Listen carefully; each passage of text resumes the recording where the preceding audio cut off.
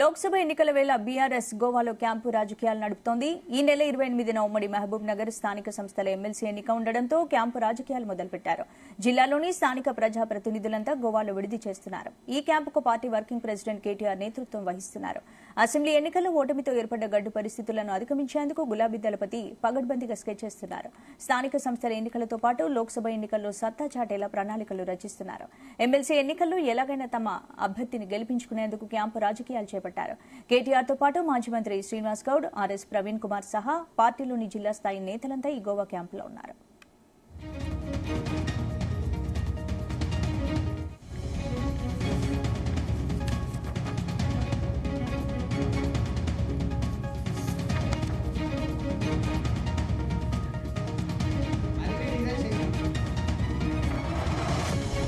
ఇదే అంశానికి సంబంధించి పూర్తి అప్డేట్స్ మా ప్రతినిధి శశి అందిస్తారు. శశి, స్పందన అయితే లోక్సభ ఎన్నికల కంటే ముందు స్థానిక సంస్థల ఎన్నికలు రావడంతో మహబూబ్నగర్ జిల్లాలో ఒక్కసారిగా రాజకీయాలు అనేవి వేడెక్కాయి. స్థానిక సంస్థల ఎన్నికలు గత అసెంబ్లీ ఎన్నికలలో ఉన్న కసిరెడ్డి నారాయణ రెడ్డి ఎమ్మెల్సీ స్థానానికి రాజీనామా చేసి కల్వకుర్తి నియోజకవర్గానికి ఎమ్మెల్యేగా ఎన్నిక కావడంతో స్థానిక సంస్థల ఉప ఎన్నికలు రావడం జరిగింది. అయితే స్థానిక సంస్థల ఎన్నికల నేపథ్యంలో బీఆర్ఎస్ ఏదైతే బీఆర్ఎస్ పార్టీ ఉందో వాళ్ళ స్థానిక ప్రజాప్రతినిధులను అందరినీ గోవాకు తరలించడం జరిగింది. గత వారం రోజుల క్రితమే ప్రజాప్రతినిధులందరూ గోవాకు చేరుకున్న పరిస్థితులు అయితే వీళ్ళతో చర్చించడానికి BRS party working president KTR గోవాకు వెళ్లడం జరిగింది. వాళ్ళతో మాట్లాడడం మాజీ మంత్రి శ్రీనివాస్ గౌడ్, అదేవిధంగా ఆర్ఎస్ ప్రవీణ్ కుమార్ కూడా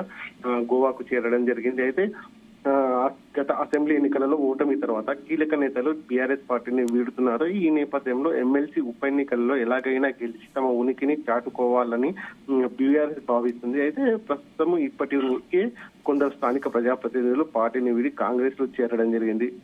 మిగతా వారు కూడా పార్టీ వీడకుండా ఉండేందుకు వారిని గోవాకు తరలించినట్టు తెలుస్తుంది. అయితే వీరందరినీ ఎన్నికల రోజున ప్రత్యేక వాహనాల్లో తెలంగాణకు తీసుకొని వచ్చి ఓటింగ్ సమయంలో ఓటింగ్ కేంద్రాలకు చేరవేసి ఓటింగ్ లో పాల్గొనే విధంగా ప్లానింగ్ జరుగుతుంది. అయితే ఎమ్మెల్సీగా ఉన్న కసిరెడ్డి నారాయణ రెడ్డి రాజీనామా చేసి కల్వకుర్తి తరఫున ఎమ్మెల్యే గెలుపొందిన తర్వాత ఇక్కడ జరుగుతున్న ఉప ఎన్నిక కాబట్టి ఎలాగైనా రాబోయే లోక్సభ ఎన్నికల కంటే ముందే ఈ ఎమ్మెల్సీ ఎన్నికలు జరుగుతున్నాయి కాబట్టి ఈ ఎమ్మెల్సీ ఉప ఎన్నికలలో దాదాపుగా గెలిచి తమ ఉమ్మడి జిల్లా వ్యాప్తంగా తమ ఉనికిని చాటుకోవాలని బీఆర్ఎస్ ప్రభుత్వం ప్రయత్నిస్తుంది. అయితే మొత్తానికి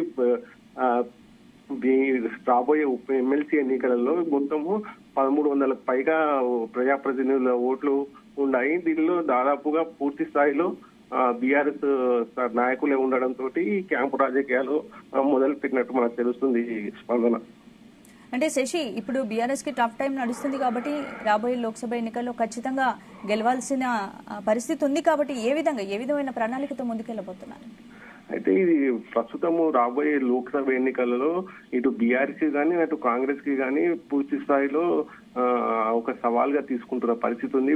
కాంగ్రెస్ విషయానికి వస్తే ఇది సీఎం రేవంత్ రెడ్డి సొంత జిల్లా కావడము, ఇక్కడ 2 లోక్సభ స్థానాలను గెలవాలన్న ఉద్దేశంతో రేవంత్ రెడ్డి ఉన్నారు. అదేవిధంగా అసెంబ్లీ ఎన్నికలలో మొత్తం 14 సీట్లకు గాను 12 సీట్లు కాంగ్రెస్ గెలిచింది.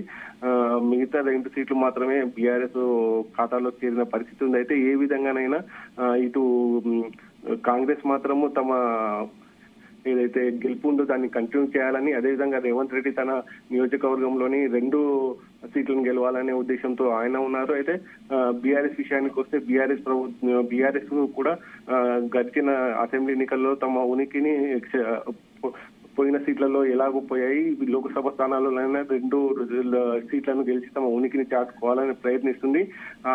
లోక్సభ ఎన్నికల కంటే ముందే ఎమ్మెల్సీ ఎన్నికలు రావడంతో ఎమ్మెల్సీ ఎన్నికల్లో గెలిస్తే ఒకవేళ తమకు మంచి పట్టు ఉంటుందన్న ఉద్దేశంతో ఈ స్థానిక సంస్థల ఎన్నికలకు స్థానిక ప్రజాప్రతినిధులను క్యాంపు రాజకీయాలకు అంటే గోవాకు తరలించి అక్కడ వారికి విడిది ఏర్పాటు చేయడం జరిగింది. ఎట్లాంటి ప్రలోభాలకు లోను కాకుండా వారిని క్యాంపు రాజకీయాలలో ఉంచి ఓటింగ్ రోజుననే వీళ్ళని ఓటింగ్ కేంద్రాలకు తీసుకొని వచ్చేలా ప్రణాళికలు రూపిస్తున్న పరిస్థితి ఉంది. స్పందన. Thank you.